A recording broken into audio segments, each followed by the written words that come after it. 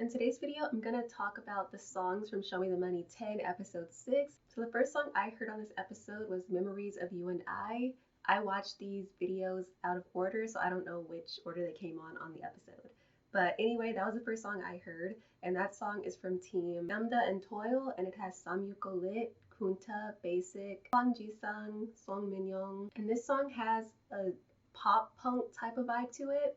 I noticed throughout this song that Song Min-young actually improved a lot. He was a lot more stable and clear, and so that was really cool that he was able to improve by being coached by the other rappers, probably. In addition to that, Kunta's singing added a very nice element to the song. It was a great addition, so I really enjoyed that. Basic, as usual, he killed it. He did pretty amazing, very stable as usual. And Samyuko Lit had a nice little reference to a Rain song called Hip Song, you know, the singer Rain. If you haven't heard that song, go look it up. But the reference is that Samyuko Lit goes Hip Song Rock Tonight in his lyrics, and that's also the hook of part of the hook of Rain's song.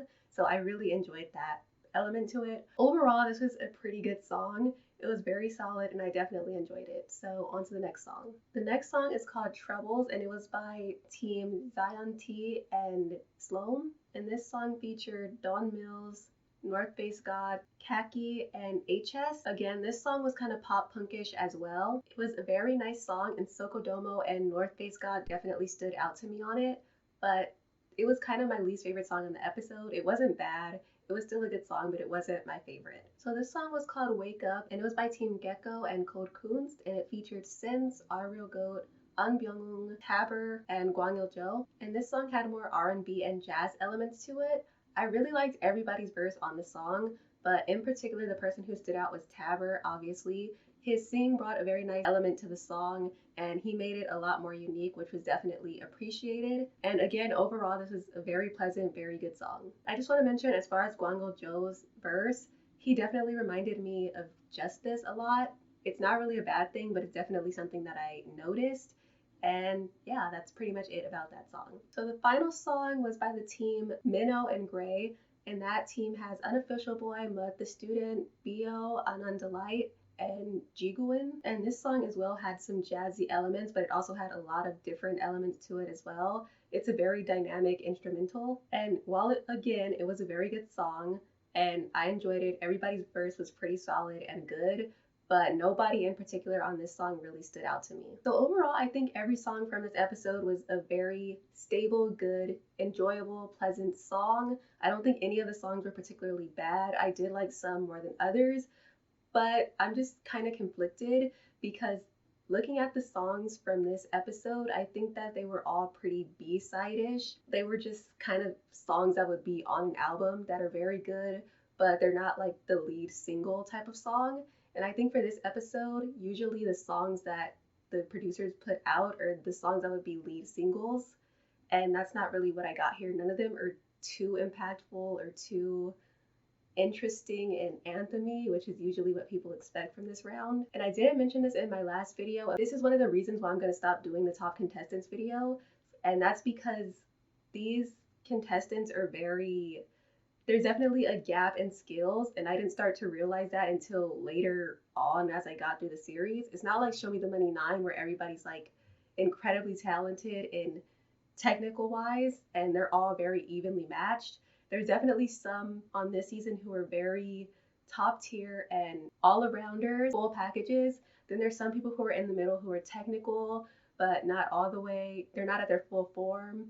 And there's also people who are more on the stylistic side. So I think that was probably the producer's biggest challenge for this round, because when you're in a group song, everybody has to kind of blend, but there's so many skill levels and style levels here that it probably was really hard to do that.